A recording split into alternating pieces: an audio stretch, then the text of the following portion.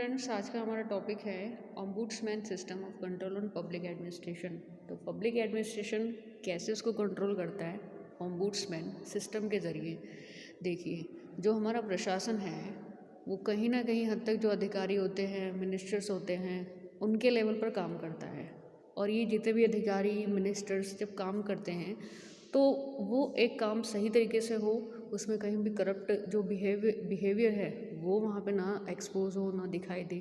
तो वो कैसे कंट्रोल करेंगे? तो ओम्बुड्समैन एक ऐसी पोस्ट होती है, एक संवैधानिक पोस्ट ही मानी जाती है जो प्रॉपर रूप से आज हम इस टॉपिक में डिस्कस करेंगे। तो चलिए, तो सबसे पहले हम आपको बताते हैं व्हाट इज़ ओम्बुड्समैन। ओम्बुड्समैन क्या थे? देखिए, ओम्बुड्समैन अर्थात लोकपाल।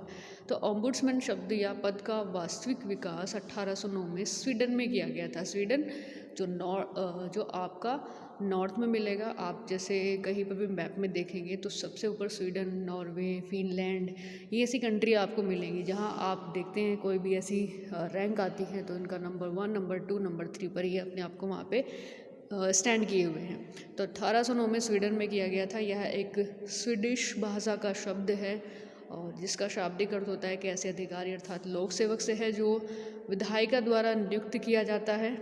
ठीक है, जो लेजिस्लेटिव है वो उसको अपॉइंट करती है तथा यह प्रशासनिक तथा न्यायिक कार्यवाही के विरुद्ध की जाने वाली शिकायतों की देखरेख या जांच पड़ताल करता है, इन्वेस्टिगेट करता है।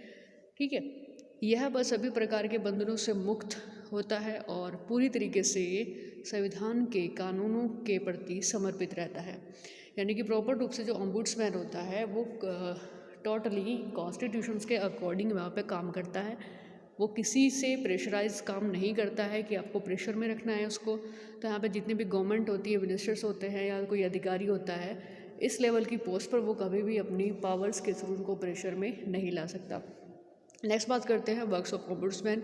क्या इनके काम होते हैं? देखिए, जो प्रशासनिक अधिकारी होते हैं उनके विरुद्ध ऐसे मामलों की जांच करता है, इन्वेस्टिगेट करता है। जो कुशासन यानी कि कुशासन जितने भी केस होते हैं जो मिसयूज़ गवर्नेंस होते हैं या misuse of administrative powers, corrupted conduct, favouritism, nepotism और भी बहुत सारे सच करप्ट जो सिचुएशंस में जो केस वहाँ पे आते हैं, उन केसों की शिकायतें जो की जाती हैं आम जनता द्वारा, जिनके संबंध में जो नागरिक होते हैं वो वहाँ पे कंप्लेन करते हैं कि इस अधिकारी या इस मिनिस्टर्स के द्वारा इस तरह का काम किया जा रहा है जो करप्ट में आता है या फिर जो मिसबिहेव में या जो पावर की मिसयूज़ होती है उससे रिलेटेड आता है।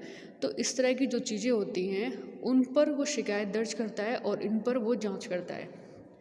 तो ओम्बुड्समैन का काम होता है जितने भी प्रशासनिक अधिकारी होते हैं जो वो अपना सही तरीके से काम नहीं करते हैं तो वो सही तरीके से काम करें, इसके लिए वो उनको डायरेक्शन देता है, वो वार्निंग देता है।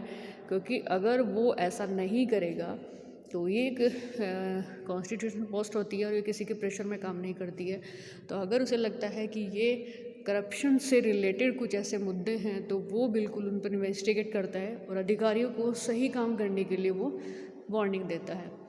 तो आपने देखा भी होगा काफ़ी हद तक जो ओम्बुड्समैन की पोस्ट को लेकर के कंट्रोवर्सी बनी हुई थी बीच में।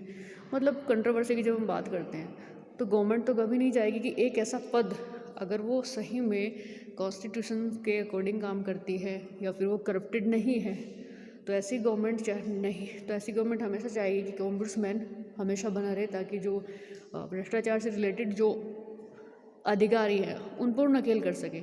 लेकिन जो गवर्नमेंट सिस्टम को सही तरीके से नहीं चलाती है तो वो कभी नहीं चाहेगी कि ओम्बुड्समैन पद को, जो पोस्ट है, उसको वो फिल करे।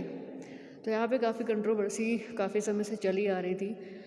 तो इंडिया में क्या लेवल है इसका देखिए। भारत में लोकपाल संस्था की स्थापना की अवधारणा सबसे पहले 1956 में विधिवेता एक लीगल एडवाइजर थे, उसके आधार पर संसद सदस्य डॉक्टर लक्ष्मीमंगल सिंघवी ने प्रस्तुत की थी और बाद में से 1906 में प्रशासनिक सुधार आयोग ने अपनी सिफारिशों में पद की स्थापना पर जोर दिया कि इस पोस्ट को फिल किया जाए। जिसके बाद पहली बार इसकी स्थापना संबंधित एक विधेयक श्रीमती इंदिरा गांधी के प्रधानमंत्री काल में 1970 में लोकसभा भंग हो जाने के कारण इसको फिर से सकारात्मक पहल वो नहीं हो सकी, क्योंकि प्रॉपर रूप से उस समय 1970 की बात करें तो लोकसभा भंग हो चुकी थी, पूरी गवर्नमेंट डाउन हो चुकी थी। तो ऐसी सिचुएशन में वो फिर से वो निरस्त हो गया।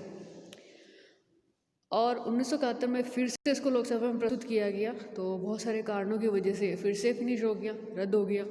और इसके बाद 1977 में बनी गैर कांग्रेसी सरकार, जिसको जनता सरकार के नाम से जानते हैं, उन्होंने जयप्रकाश नारायण की प्रेरणा से फिर से एक बार एक विधेयक को 3 जुलाई को तीसरी बार प्रस्तुत किया, यानी कि थर्ड टर्म में ये प्रस्तुत किया जा रहा है। और 3 जुलाई को 1979 को फिर से गवर्नमेंट के गिर जाने के कारण ये प्रस्ताव फिर से रह गया। तो आप देख सकते हैं इसमें कितनी बार इसको मतलब रखा गया बनाने के, लेकिन कुछ ना कुछ ऐसी प्रॉब्लम सामने आती रही। तो आज की इन्फॉर्मेशन ये थी कि क्या होता है ओम्बुड्समैन। तो बेसिकली पब्लिक एडमिनिस्ट्रेशन को कंट्रोल कराने के लिए इस पोस्ट को फिल किया जाता है। तो इसी से रिलेटेड और भी बहुत सारे ऐसे कंसेप्ट है जो लगातार हम नेक्स्ट वीडियो में डिवाइड करेंगे।